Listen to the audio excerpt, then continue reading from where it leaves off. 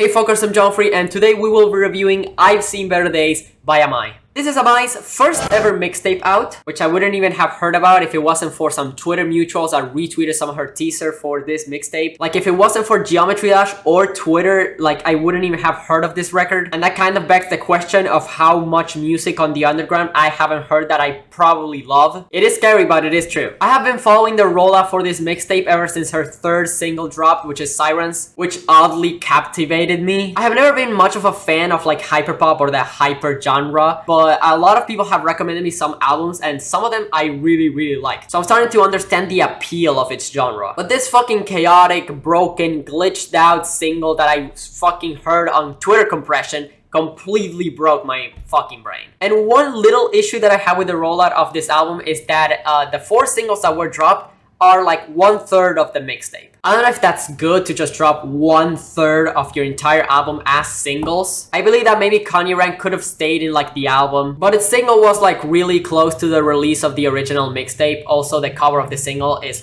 fucking amazing, which I kind of prefer over the original cover. But whatever, let's talk about the music, okay? How is the music? And wow, this thing is like nothing I have heard before. Maybe because I don't listen to too much underground, but I find this like extremely unique. I don't know, man, I'm not like the hyperpop entrepreneur. But it's not like I haven't heard anything experimental either. It's not like I am a Harry Styles stan that just stumbled upon this mixtape and like completely burned my ears out. But this is like my first touch with like experimental type of hyper music. I was kinda worried because of the singles that were dropped, because I said, well, maybe if she dropped these singles, maybe the mixtape is not gonna be that good, or maybe it's her first mixtape, so it's not gonna be that good either, or polished. Then I kind of remember that some of my favorite music out there is like a first mixtape, so that kind of calmed me. However, this mixtape proved me wrong, and it did not disappoint like whatsoever. It's not particularly flawless, but its tracklist does have a consistency. Not only is it filled with bangers, but once you start like actually looking at the lyrics, you realize how much the emotion matches the production pretty much perfectly. Like its opening track, Dust, which has like this long, spacey, atmospheric build-up with like a mix of like classical instruments in the middle, but with like techno hints. This long build-up is also like matched with some raw vocals. She's not really starting with a bang like other albums do. And these raw vocals that I explained do have some lyrics in them. And I'm just gonna say like right off the bat, I do not have much relatability in this album. I live in a completely different country, so I might not get some of the political lyrics here. And I think that in my opinion, I'm pretty emotionally stable. The first lyrics that we see of this intro just talk about concepts like escapism, self-hatred, self-harm. Stuff that I do not know personally, but I wish to understand it. Some of my favorite pieces of media have these concepts. Omori is like one of my favorite games of all time, and that game talks about escapism too. Stuff that I cannot relate to, but I appreciate, and it leaves me with a lesson to learn. Media that leaves me to reflect issues that I do not have, but I do try to understand them. And also she teased like this project with a little like Omori visual, so she gets what I'm saying. But I'm like sidetracking, okay? This song also just builds up this violin section in which she sings. I love her singing in that part until we reach like this sample of this Twitter video of a guy that like ordered Little Caesar's wings, and like the sauce of it was like extremely fucking hard. I saw it on Twitter. I know why it's there. It's kind of a buzzkill because we just got out of like these concepts in the first verse that were like about self-harm and self-hatred, and they were like hit with this fucking wing sample. That just gives you like an idea of the randomness that this project is like gonna have in the middle. Even if it's a buzzkill, I kinda don't give a shit. The song is fucking awesome. After that, it reaches this fucking electronic ethereal drop, preceded by this like fast-paced instrumental where she delivers like the last verse of the song. A verse that I really like for its lyrics. It seems like if she's talking to this like ignorant, transphobic person, like, look me in the eyes while you speak to me, look me in the mouth when you jerk off to me. I've seen transphobic senators like look at trans porn before. It's all over Twitter. It's like anti-gay governor actually looks like gay porn. I don't even have to be American to understand like how in denial some of these politicians are. Look into my life when you talk behind my back. Look at the blood-soaked knife that I used on my ass. I see some people be like happy that trans people are like killing themselves. That's not just wrong because it's transphobia. That's wrong because it's inhumane. It's a person. Like it doesn't have to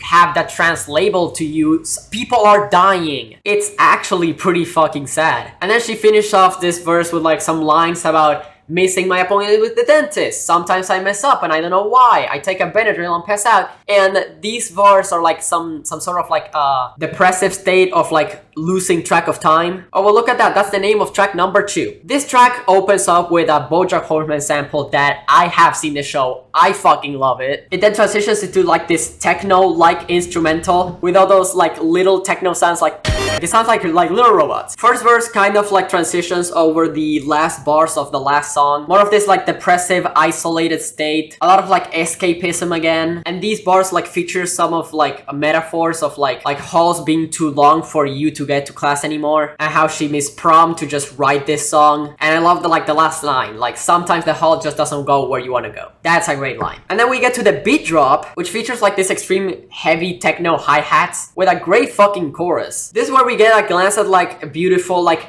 auto-tune pitched vocals that will feature in more tracks from now on. And the chorus does talk about like the title, like her just losing track of the time. Sometimes I lose track of the time. Like not in the way that she's talking about, but I feel like I was like 11 like 2 months ago. It feels wrong that I lived so long only for me to remember it that shortly. Sometimes good days are just not good days, they're just days. Especially in like bad exam season months. This happens a lot of this just extremely tiring routine that you start having. I might not feel as depressed as some other people, but I can definitely sense this. Also, this track has a bunch of samples in it. I definitely sense like some JPEG Mafia where he just puts like random fucking bullshit in the middle of their songs. I like when people do that. Fucking talk about depression in a track where you have a sample about a fucking guy eating a Dorito. Also, at the end of this track, it features like this last verse from her where it's kind of weird. She talks about like your online friends not being real friends to you. And even though it breaks that concept just to talk about random bullshit in the middle, I still want to touch on that. She's talking about like this you. Like this is a terrible mentality to have. I've been friends with like online friends for like 3 years now. As if she's venting about like online issues if she has like some sort of like bad experience about it. I feel like she's talking if she has like been betrayed by someone. And she's venting about this like bad perspective of looking at friendship. That will be brought on later, the online friend thing. But I'm getting ahead of myself because we just started Kanye Rant, track 3. It doesn't really have like some sort of melody or rhythm for you to go along to. This is like a very like abstract atmospheric track where you're just immersed in this world of like sounds and like samples. And the verse doesn't even feel like a verse. It feels more like a spoken word, like a rant, like the title. Which verse also includes like some extremely political issues, which I am not American enough for me to understand. Like I don't know the difference between BBC and CNN. I don't know who William James Chidley is. But hey, whatever, the track is still good. It does have like some silly lines. Like this is the first time that we will see like some lines like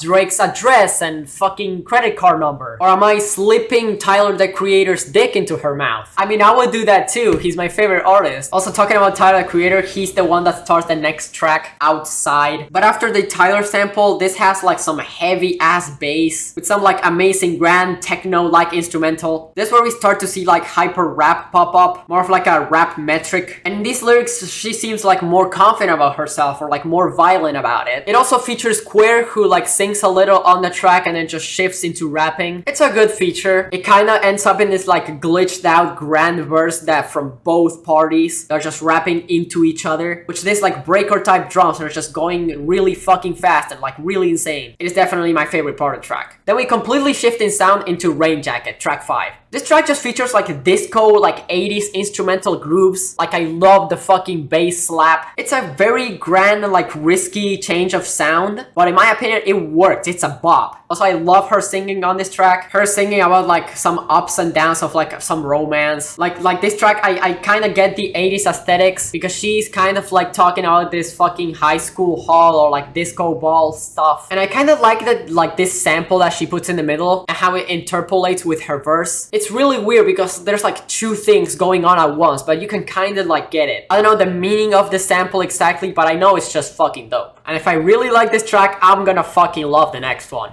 Listen, I already heard Sirens because of the single, but holy fucking shit. The beat is out of this world. It's fucking insane. It's an electronic fucking clusterfuck with like fast-paced drums and shit. There's like this amazing vocal glitch chopping in the middle. An insane fucking performance for her for the first verse. But I feel like the start of the show is like the second half of this song because the chaotic fucking clusterfuck of sounds just get like polarized with like some heavenly singing, which I love. She is a great vocalist. Now in the 6th track, I must say that my favorite part of like these albums or these sections is definitely the singing. Her choruses, the singing, like the autotune, at least better than the chaotic rap, even though that's great too. I'm talking about the second half, like she spits out like this verse, like, I lost the trust in you the day that you called them on me. I never thought that you would leave me. Then at the end, at the outro of the song, she takes back all of the fucking chaos that you just heard, and she delivers like this soft verse at the end that it is a fucking phenomenal outro. I love it. But it also says like, tell me where the sirens go.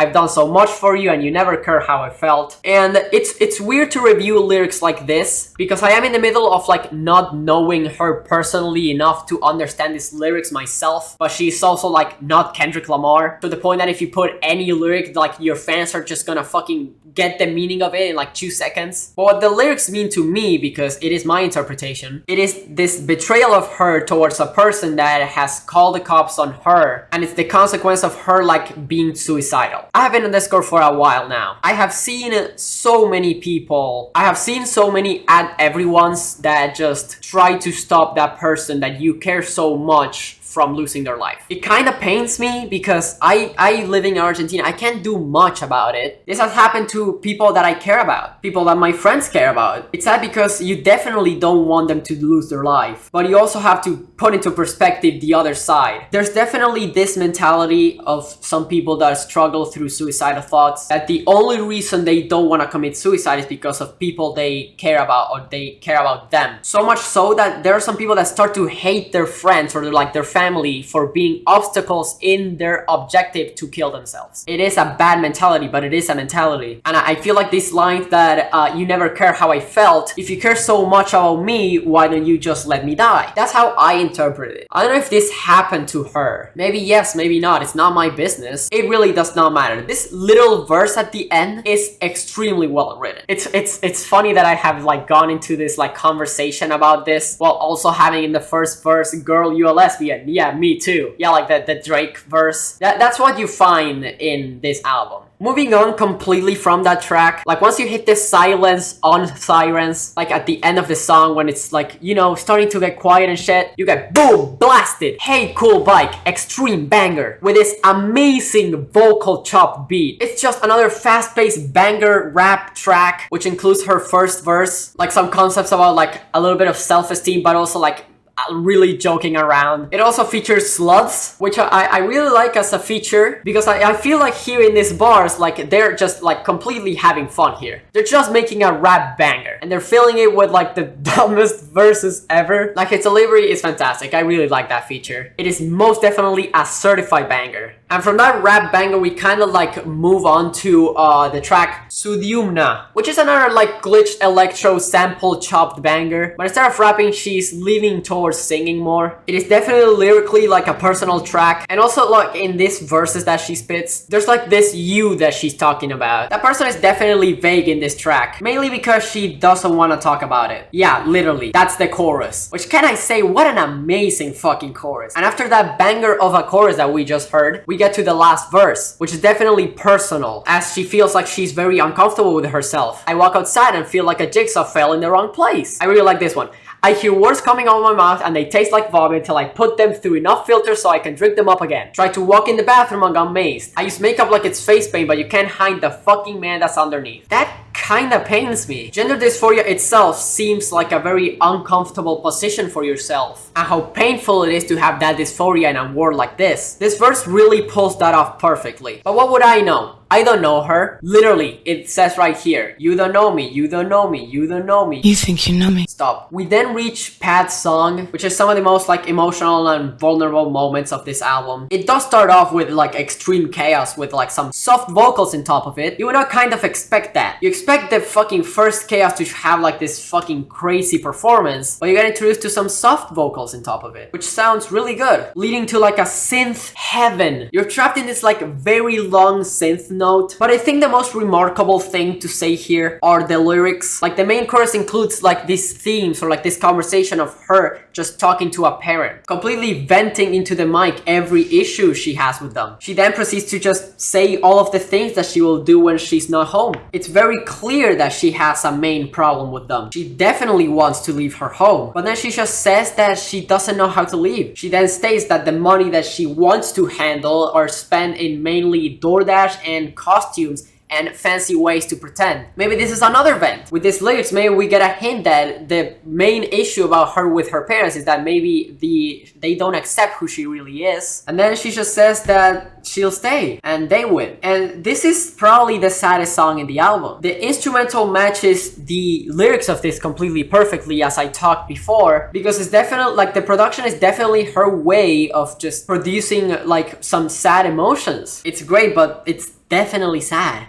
And that's kind of the problem with the next track, Keep It Down, which the track instrumental is not the worst thing about it. The track has this like muffled synth melodies over like a bunch of several layers of noise. Like as always, the beat is still amazing. But my issue is her rapping. Not her performance, but what she says. Because after the very emotional Path song, lyrically we get out of this track some just silly lines over here and there. Like it's not that it's bad, it's that it feels out of place after Path song. If this wasn't like the middle of the track list, I wouldn't have much of an issue with the song itself, because the song still sounds pretty good, but it's probably my least favorite in the album. And to that we lead into Lucid Memory, a track that starts with a Filthy Frank sample, a YouTuber that I did not catch at his peak, so I never got an interest with it. What I feel is the best thing about this instrumental, the main highlight, is the distorted chopped guitar samples that just fill this entire thing. This is one of the best instrumentals in the album just because of these guitars. And it has like this fast-paced drums again with like some soft singing from her again, which also is heavy lyrically. It's about this like lost love that she had, that she's going into memory lane with. These bars are about like missing the person that she loved, but also hating them in the process. Addressing a lot of issues that she had with their relationship and themselves. I think that the weirdest thing about this track, maybe it is a metaphor for the writing that I don't get, but there's like this weird higher or lower YouTube video sample. I don't know who's it by, I don't recognize the voices, but it's definitely like a YouTuber, someone just playing higher or lower. Also, the guitar comes back in like the latter half of the fucking track, and it comes back stronger than ever. And at the end, the chaos just fucking peaks. The guitar, the sounds, the samples, everything just comes to this fucking clusterfuck. I love the ending of Lucid Memory. And at last, the last track, track 12, Supermarket California Roll. This track kind of acts like an epilogue. Amaii doesn't even have a performance in this song, I think. It's just like a sample from another song. It's like this future funk Japanese sample, which definitely is a banger. A track that herself said it was inspired by was Riot by Earl Sweatshirt, an instrumental song that definitely distances itself from the previous instrumentals of the album. I think she nailed that idea here. Definitely a great way to close this album with a bang. Great ending to a great album. So that was the mixtape.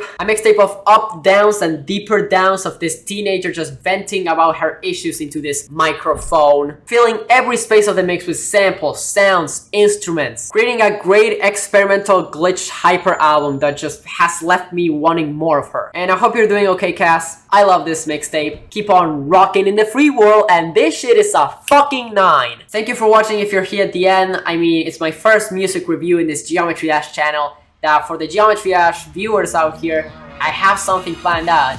But for now, stream this project, okay? Without anything else to say, really, here's the outro.